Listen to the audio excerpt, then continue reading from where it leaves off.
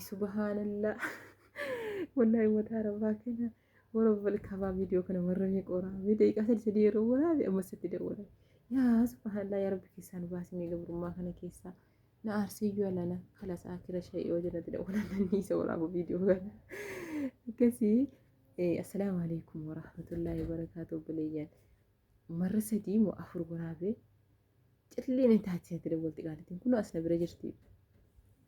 Innaa akkasitti viidiyoo kiyyan jalaa balleessite kanaaf irra deebi'ee malleessiniif waraaba.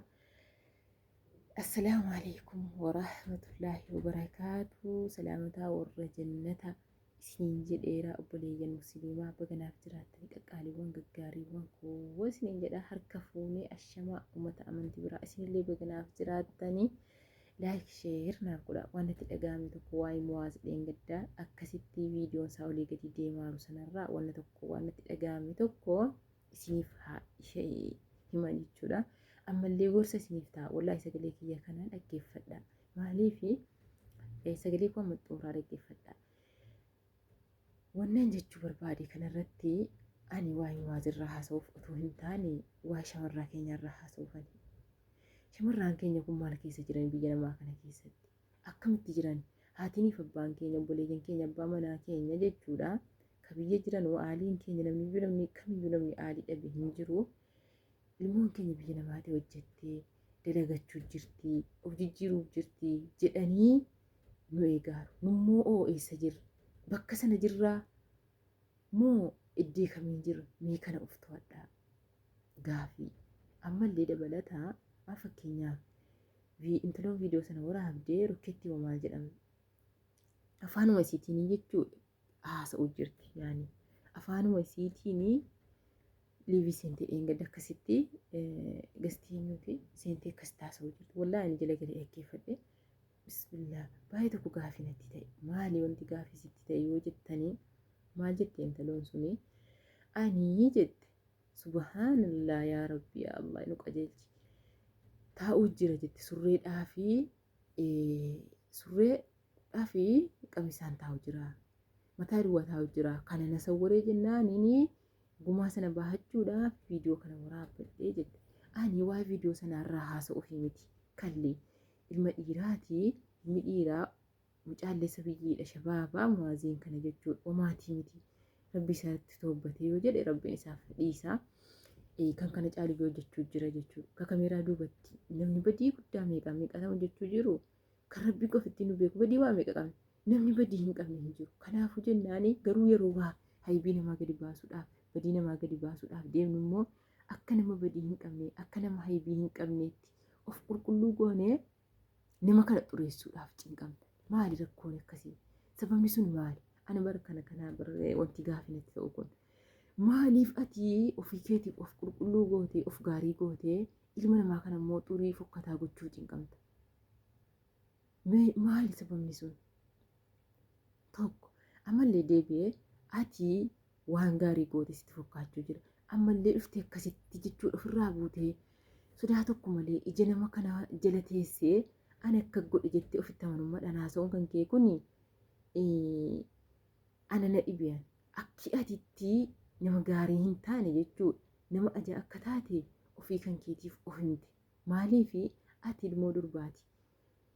Akkam jettee surreedhaan qamisaaf surreedhaan mataa kan kee duwwaa mataa kee banaadhaan qol'ee ilma dhiiraa ka abbaa manaasiif hin taane kan obboleessa keessii hin taane akkamitti bira teessa? Rabbeedhaati mee isinti akkamitti mee asabaa ilaalaa wanna kana akkamitti nama tokko yaanii kan abbaa manaa hin ta'in kan obboleessa hin ta'in akkamitti dhahixanii bira teessan? Ani ijoolleen keenya kun edaa maalitti jiru? Mee maalitti jirtan isin? Rabbiin sodaadhaa warri akka kana hojjetaa jirtan rabbii isin qallaqe wallaahi rabbii isin qallaqe sodaadha. Wallaahi rabbii kan keessan ofirratti sodaadha. Hadaraa isin rabbii keessan sodaadha waan akka kanarraa of qusadha. Akka nafsiyyaan keenya hadha bakka argite waan argite kan ulaaqattuu miti jireenya biyya duniyaa bicuu tokko keessumatti ilmoo musliimaa ta'a. Ati mataa qullaa surree qofaan jismii qullaa dhahitee dhiira biraa bira teessu maali? Dhiira abbaa manaa keessi hin taane dhiira obboleessa keessi hin taane akkam jettee maali yoo ajeete ila yoo akkamiyyuu ta'e jechuudha dirqama mataa keessatti hidhachuun qaama keessatti hidhattee dhahixee teesse okkeeyyuu jenna gaa. Wajjin dhahixee taa'uu shiriyaan si eeyyamu hin jiru jechuudha otuma isatti hidhatteeyyuu garuu immoo fokkiftanii kan silaa fokkuu kan kee haybii kan kee inni muwaazirra kan fokkise si dhiirti borsi fuutu jechuudha yoo dhiira dhugumatti taate viidiyoo ati jechaan kee hadhaa kana hoguu dhageesse akkam jette warra dhuguma warra jettee of jalsi keeyyatti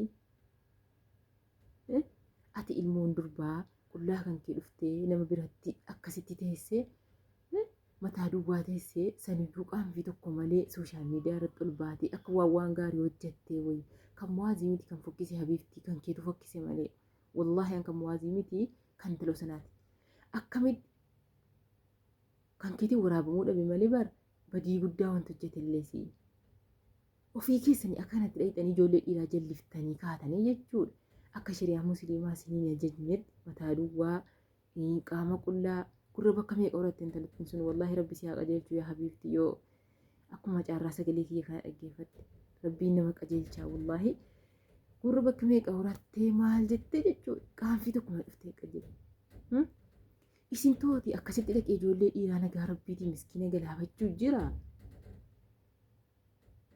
maal balleesse mucaan akkasitti mucaa gabbootanii deebitanii immoo viidiyoo irraa waraabdanii waggaa meeqa immoo lafa keessanii kaatanii hadha gadhiisuu noo maaliif barbaachise sababni isaa maali jaallatteen naansi bilookee wala eeshi hadaraa dhiisaa haybii namaa soqinaa dhiisaa haybii namaa kana jala deemtanii soqxanii gadi baasuuf hin cinqamina haybii kan kee kumaatama kan rabbiin siisa taree jiru jira kan atiif rabbiin qofti beektu waa kumaatama jira kan atiif riyaan kee beektu immoo ammas waa meeqa jira dhiisaa hadaraa wal fokkisiisuuf hin cinqaminaati warra dhiiraas ta'e warra durbaas ta'e silaayyuu warra rabbiin sodaatu abadii waan kanatti hin galu utuma akkam ta'e namuma silaa qalbii isaa rabbi jallisee jedhetuyyii waan akka kanaa hojjeta malee hadaraa dhiisaa rabbii keessan ofirratti sodaadhaa iddee jirtan ijoolleen shamarranii immoo warri caarraan manni kun turaataa isinii ta'uu diddee jennaan gadi baatanii jirtan hadaraa ijoo rabbiin sodaadhaati of eeggadhaa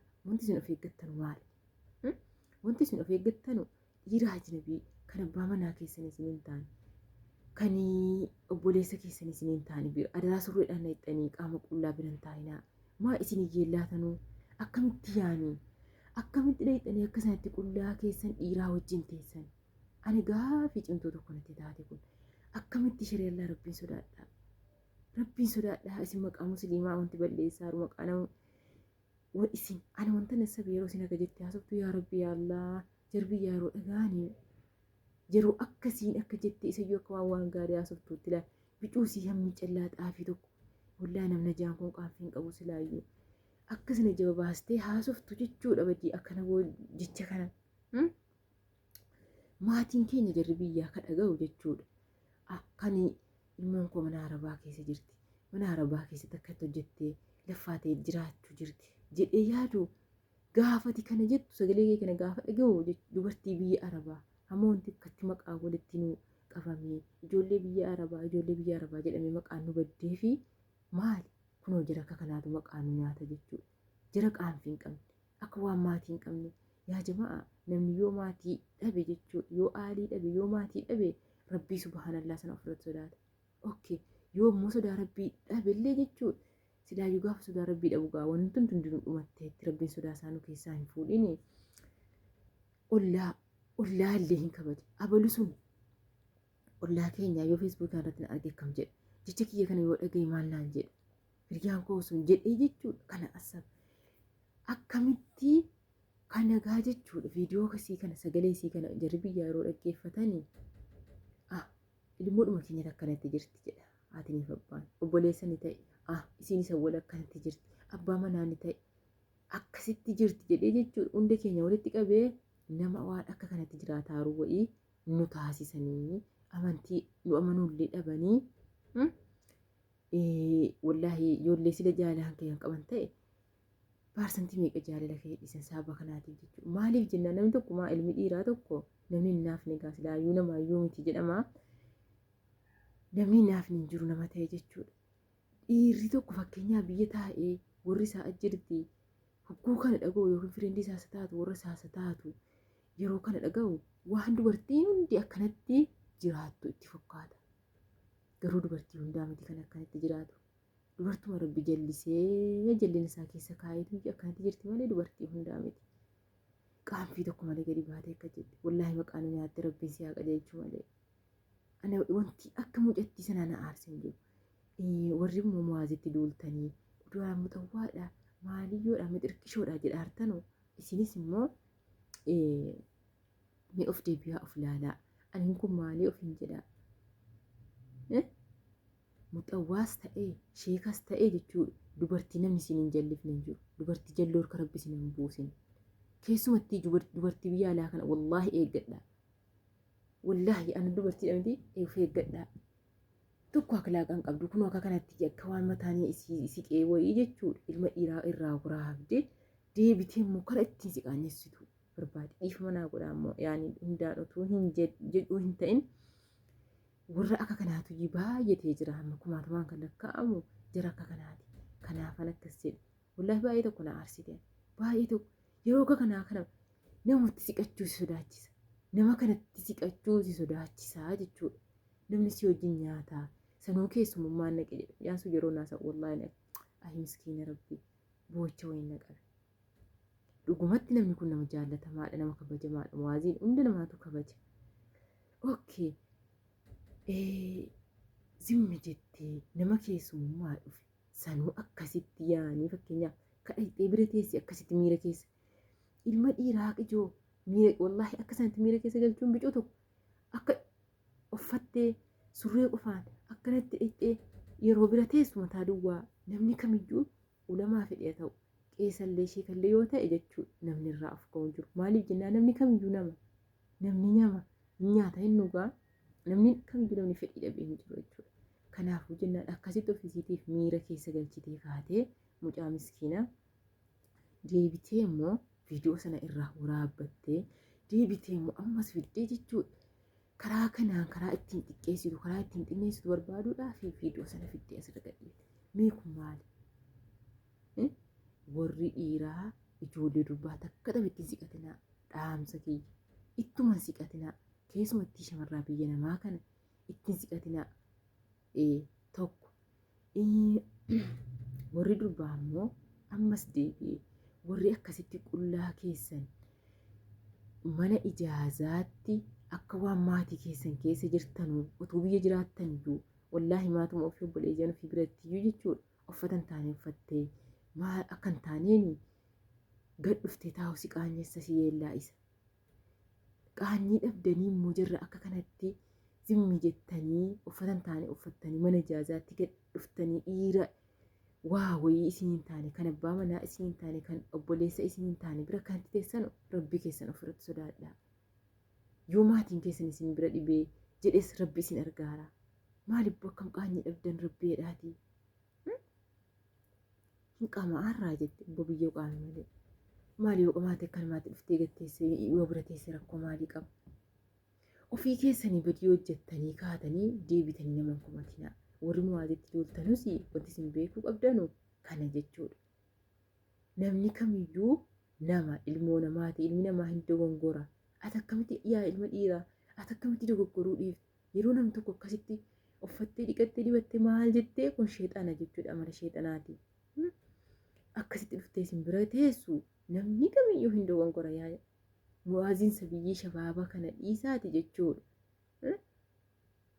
Mucaasa biyyii kana dhiisaati namumti guddaan sheekni guddaan illee hin dogongora. Kanaafuu jennaan jedhu badii isatti muraartanu mucaan waa tokko kana keessaa hojii wanti inni qabu hin jiru. Yoo balleessis illee namni hin balleessin hin jiru. Rabbiin badii namaaf dhiisaa. Nama ofirratti badii ofii beekee gara Rabbii deebi'ee toobatu Rabbiin hundayyuu haa godhu. Namni nama ta'e badii hin qabne hin jiru. Namni hin balleessine hin jiru. Hundi namaayyuu dilaadha. Kanaafuu innaan adaraa Rabbii sodaadhaa.